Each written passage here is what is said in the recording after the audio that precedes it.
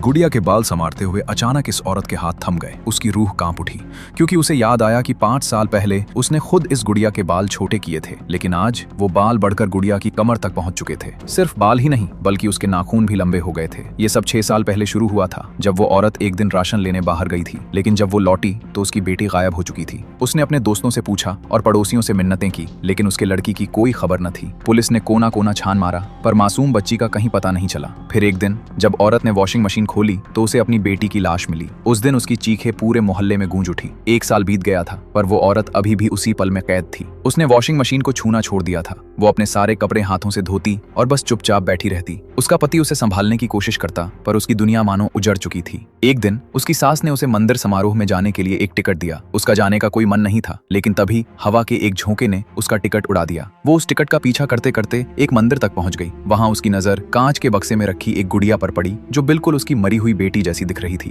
वो जितनी देर उसे देखती, उतनी ही वो उसे अपनी बेटी जैसी लगने लगती। इसलिए वो उसे घर ले आई। उस रात उसके पति ने उसके चेहरे पर बरसों बाद मुस्कुराहट देखी। वो भी मुस्कुराया, पर जैसे ही उसकी नजर उस गुड़िया पर पड़ी, उसके होश उड़ गए। वो गुड़िया हूबहू उनकी बेटी जैसी दिखती थी। उसके पति को थोड़ा अजीब लगा, पर अपनी पत्नी की खुशी के लिए उसने भी उस गुड़िया को अपना लिया। वो औरत अब उस गुड़िया का ख्याल बिल्कुल अपनी बेटी की तरह रखती। उसके नाखून काटती, उसे अपनी बेटी के पुराने कपड़े पहनाती और उसके बाल भी वैसे ही काटती जैसे अपनी बेटी के काटती थी। डॉक्टर ने भी कहा कि ये गुड़िया उसके जख्मों को भर रही है। धीरे धीरे घर में फिर से रौनकता आने लगी। वे लोग गुड़िया को साथ लेकर शॉपिंग पर जाते, समंदर किनारे घूमते और साथ में फोटो भी खिंचवाते। जल्द ही परिवार की नई तस्वीरों ने दीवार पर जगह बना ली। उसके पति को लगा कि अब सब ठीक हो गया है और बुरा वक्त बीत चुका है।